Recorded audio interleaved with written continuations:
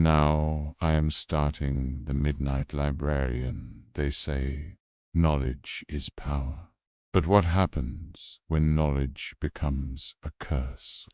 Let me tell you about Sarah Chen, a graduate student who discovered that some books should never be opened. It was October 15th, 2023.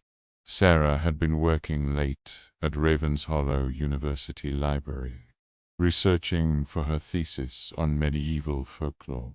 The ancient building stood 6 stories tall, its Gothic architecture casting long shadows even during the day. But at night, at night, it felt alive. As the grandfather clock struck midnight, Sarah noticed something that made her blood run cold.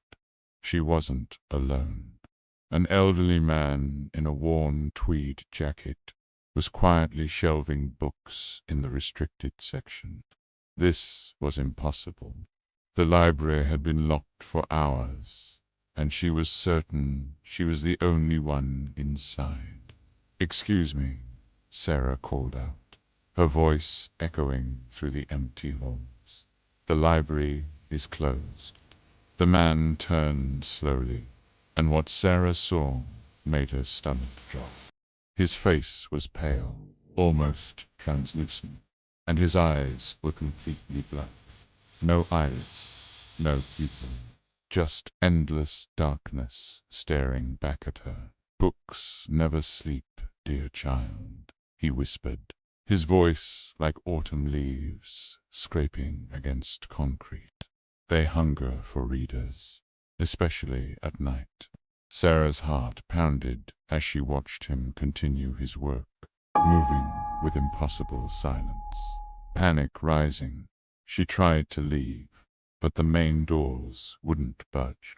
The windows were sealed shut. She was trapped with this thing that looked like a man but clearly wasn't. "Who are you?" she demanded, trying to keep her voice steady despite the terror creeping up her spine.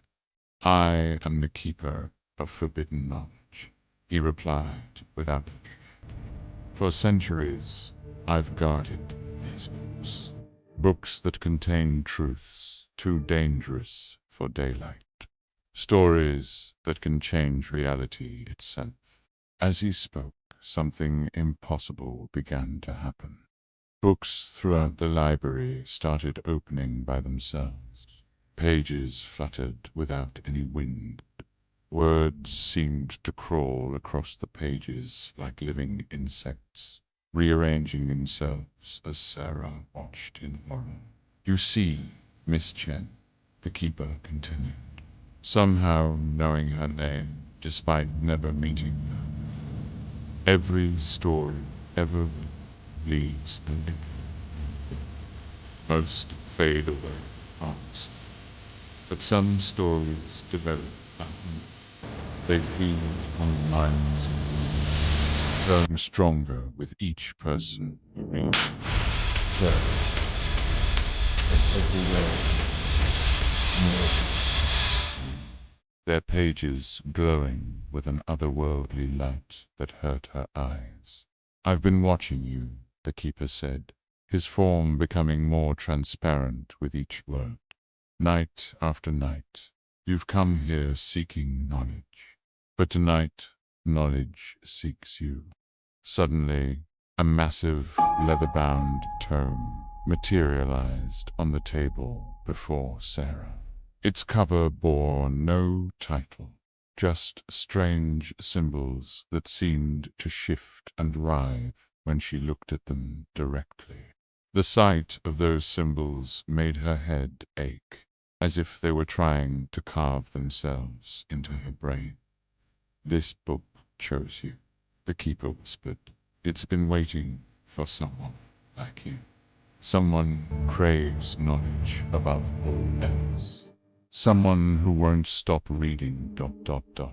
even when they should." Despite every instinct screaming at her to run, Sarah found her hands moving toward the book against her will. She tried to resist, but an invisible force guided her fingers to the cover. "Don't," she whispered to herself. "Don't open it." But she did. The moment the book opened, Sarah's world shattered. The words on the page weren't just ink. They were alive, crawling into her mind, rewriting her thoughts. She saw visions of things that had never happened, places that didn't exist, people that had never been. The knowledge burned in her consciousness. The book showed her the truth that everything by something beyond human comprehension. And now, by reading this forbidden knowledge, she had become part of that story, trapped within its pages. "You understand now," the keeper said, his voice fading as his form dissolved completely. "Knowledge is indeed power, but some power comes with a price." Sarah tried desperately to close the book, but her hands wouldn't obey. The pages kept turning by themselves, showing her more and more impossible truths. She realized with growing horror that she couldn't stop reading. The words had hooked into her mind like fishhooks, pulling her deep into their reality.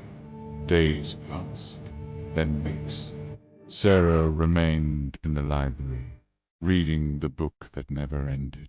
Students would sometimes report seeing a pale figure in the stacks at night. Someone who looked like Sarah, but was different. Hollow, empty. Her eyes had turned black, just like the keeper's. The authorities found her body 3 months later, still sitting at the table.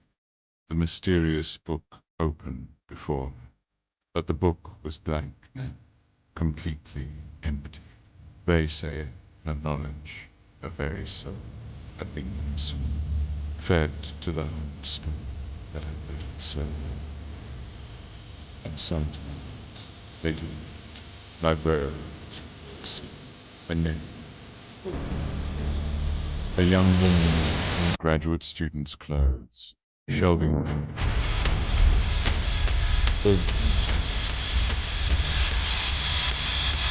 To discover that some knowledge comes with a price too terrible to pay.